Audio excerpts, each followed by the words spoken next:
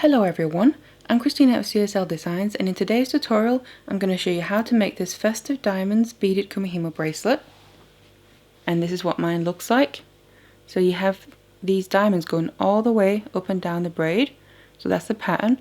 But then because I chose to use the red and the green colour on the white background, I thought it ended up looking quite Christmassy, so I thought they'd be nice as festive diamonds. So that's what it looks like. Then I finished off the ends using Kumihimo ends, where I then attached my clasp so it's nice and easy to wear. So if you want to learn how to make this bracelet, then stay tuned. So it's these materials here that we're going to need. First of all, I'm using a round Kumihimo disc because it's a round braid structure that we're making, and to make the braid I'm using this point formula s-lon. I'm using a white colour because it's going to go nicely with the main background colour of the beads that I'm using, just in case any of the cord shows through. And then as for the beads, these are all Umiyuki seed beads that I'm using. I'm just using the 3 different colours to achieve the pattern that we want. So the first specific one here is white pearl s-lon, then I'm using silver line flame red, and then silver line green. And obviously it's because I'm using these colours here that's going to give it that kind of Christmas look to it, but you can swap them out and use whatever colours that you want to. And then finally, to finish off the ends of the braid, I have my Kumihimo ends there, where I'm then going to attach my findings using the jump rings. And the clasp that I'm using is the lobster claw clasp here with extended chain, but again you can choose whatever you prefer. So let's get all the materials ready and let's get started. And then we'll need some lengths of our cord here. So what I have is 4 lengths of our s-lon of about 1 meter each. And what I'm going to do is make sure all the ends are even, like that, because then we need to fold them over in half. So put all the ends together again, because we need to find the midpoint, which is then here, and I've just tied a regular knot on that, and then I put a piece of scrap wire around that to help pull it down through the disc.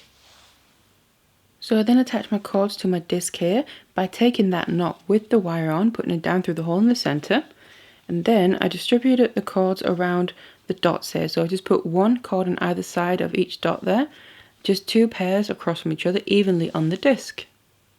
And then we need to start braiding a bit here before we add in any beads. So I'm just going to take my top left cord, release that from the slot, bring that down, and stay on the left side of that bottom pair here. Then I'm going to take the right one from the bottom pair, release it and bring it up, and stay on the right side of that top one.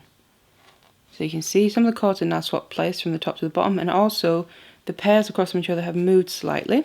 Then I've done that pair, then I want to turn my disc for the next one, so a quarter, and then again take the top left one, release it, bring it down, and then the bottom right one, and bring that up. And then turn it again for the next pair. So just keep turning it a quarter whenever you've moved your cords. And then what we're going to need is about 1 centimeter or so of braid right here on the end before we then add in any beads. So now that I have the short braid here, we can see it starts to come out of the back. Then it's time for us to start adding the beads onto all the cords. So I now added all the beads onto the lengths of cord, and this is then what it looks like. And as you can see here, on almost all of the cords, we have a mix of all the colours of the beads in different patterns, except for this cord right here. So the top one on the right side has got only white beads on it. So because there's quite a lot going on with all the colours here, what I've done is I've taken a picture of this whole setup and added that to my website, and I've also added a text description along with it. So I'm going to put a link to that down in the description box below if you need to have a look at that. And then I just want to mention that this setup here is made to match the way that I work with my braid. So I take my top left one, bring that down, then the bottom right one and bring that up like you saw in the beginning. So if you start with either the top left one or the bottom right one, because that'll be the same setup, then you can just add the beads in this way. But if you start with either the top right one or the bottom left one, because they're the same as each other, they're opposite each other, then what you need to do is set up the beads a little bit differently.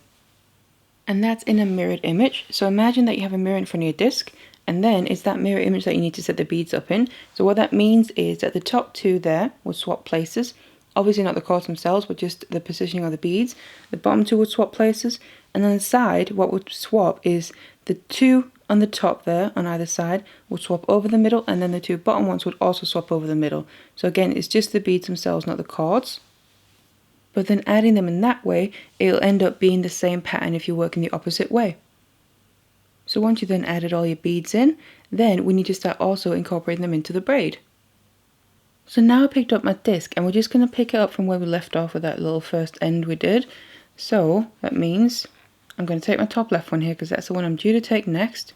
And then as I'm taking the cord and releasing it from the slot, I'm also going to drop down the very first bead and just let it drop all the way into the middle. And then make sure the bead goes underneath the cord that's going out to the side, while you then bring this cord down. So the movements of the braid are the exact same as I showed you before. Now what we're just doing is adding one bead in every time we make a movement with each cord. Again, release that, drop bead down, make sure it goes underneath, and then bring it up, and then turn your disc for the next pair and do the same thing. So like I said, I'm just adding in a bead every time, and sometimes the bead might drop in to the middle by itself, or sometimes you might have to just push it a little bit with your fingers. So just keep doing this.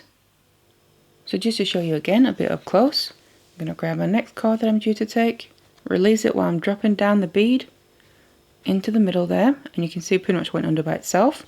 I always like to just kind of force it anyway, just gently, and then bring the cord down, and then you can see it's that cord that goes out to the side that traps it in place so it stays in that position.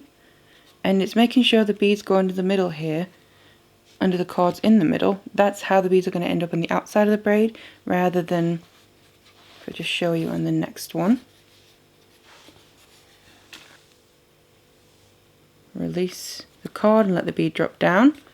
Again, it kind of went into the middle by itself, but if I just place it where we don't want it to go, is above, so you can see it actually ends up there in the middle, and then bring it down, because that way the beads will end up on the inside of the braid, which is also a design that can be nice, but it's just not what we want for this one. So always make sure that the beads get captured underneath the cords going out to the side there, and they don't pop out while you're moving any other cords. Just keep an eye on that, but then keep adding in your beads here until you used up all of them. So now that I'm done adding all the beads, then what we need to do is make a little section of braid here on this end, just like we did in the beginning. So we're just using the cord, we can use that end to finish it off. So all you're going to do is just continue braiding in the same way, but obviously not adding any more beads. And then what's going to happen is the cord here on the end and the braid is going to naturally singe in, and then just get just like the other end. So do this for the same length, about 1 centimeter or so, like we have in the other end. And then I want to just secure the end of the braid here in place so we can nicely take it off the disc without worrying about the braid coming undone. So what I'm going to do is go to the pair that I was due to take next. So not the pair that I've just used, but the one that I'm due to take next here. And I'm going to take cords that are diagonally opposite each other, and then bring them across the middle and tie a knot, just a regular knot, and tighten it all the way down in the end of the braid. Leave that, and then take the other two from the same pair and tie a knot with them, just on top of the previous one. So we're kind of stacking the knots on top of each other. Then move to the other pair and do the same thing. Take two cords opposite each other, tie the knot, and then we have two cords left, the final two here.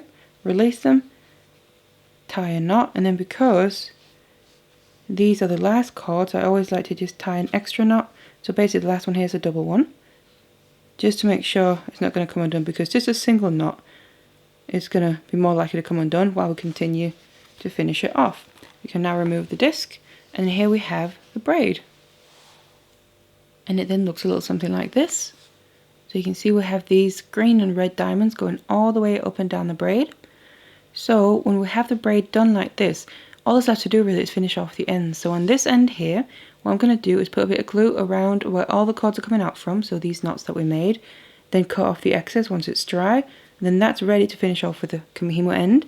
And the other end I'm just going to remove the wire there, and then that's ready, because then what I'm going to use are these little bell-shaped Kumihimo ends, going to fit nicely, and then we can use the loops in those to attach our findings.